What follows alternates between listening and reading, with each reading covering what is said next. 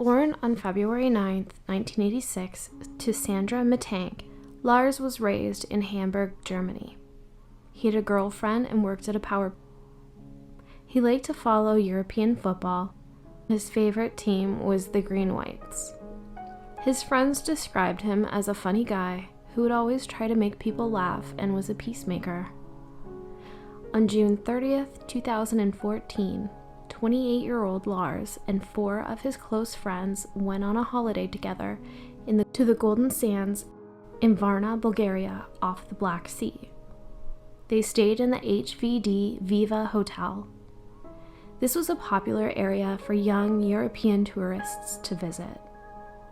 While partying on the beach on July 5th, Lars and his friends went to a bar to watch football and drink. Lars decided to have some fun and switch the team flags around on other people's tables.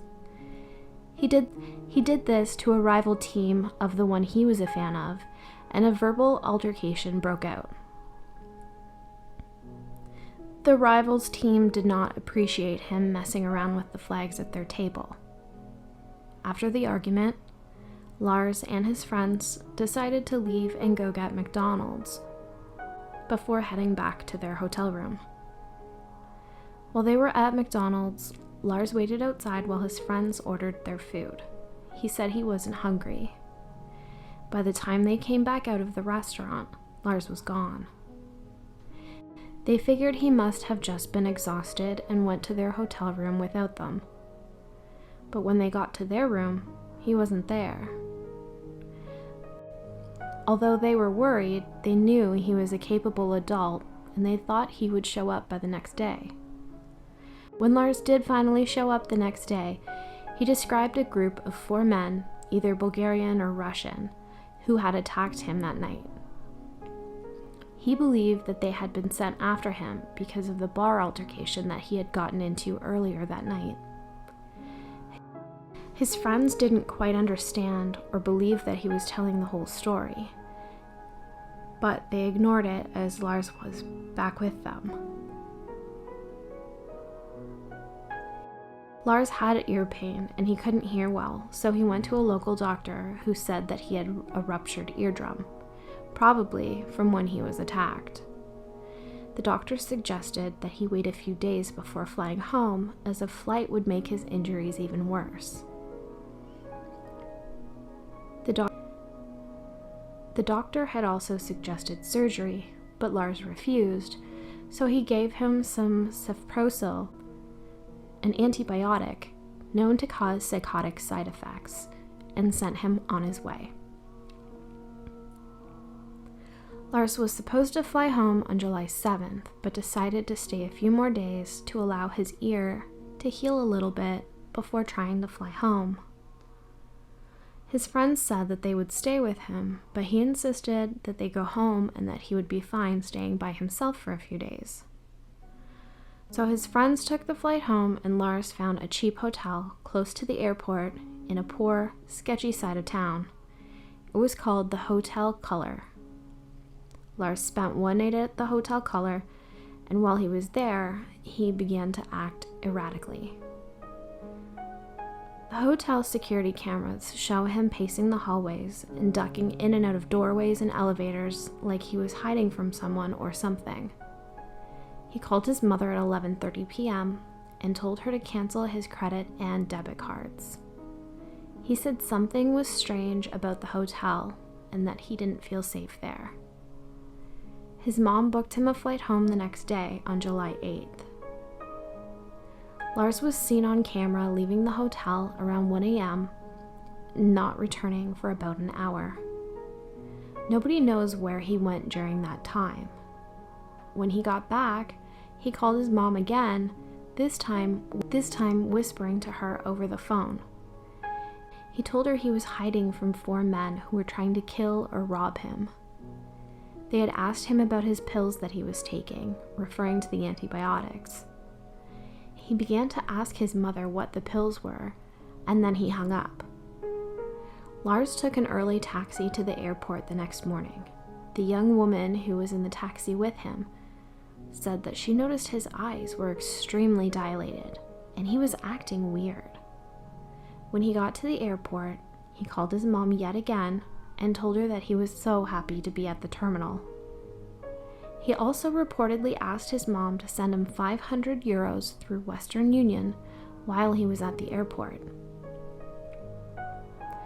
Some reports say that he called his mom a second time saying, "They won't let me leave by flying or driving," but this has not been confirmed. He was, however, seen on airport cameras walking into the airport and looking for the medical center. He was carrying a black duffel bag and had a red and black backpack at the time. While at the airport, Lars went into the medical center and saw a doctor for his ear, hoping that they would give him the okay to fly home. Lars was with the doctor for approximately 45 minutes.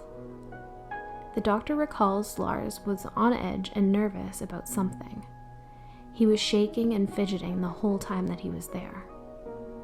When a construction worker walked into the doctor's office, Lars jumped up and ran out of the room yelling, "I don't want to die! I don't want to die!" Lars ran out of the medical center, leaving behind his bags.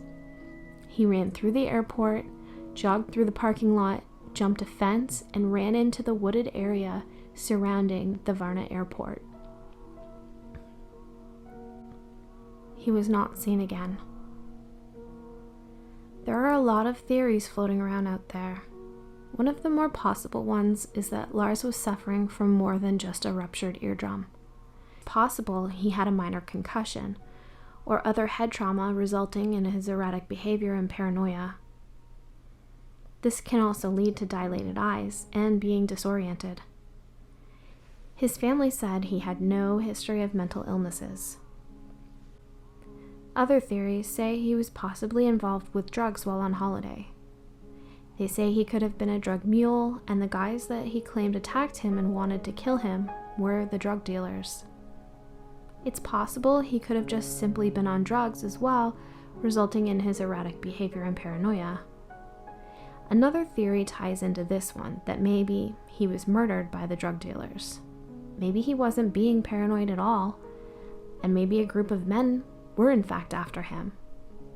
It is possible that they found him away from the airport and did something to him. There's no recorded history of Lars being a drug user, however.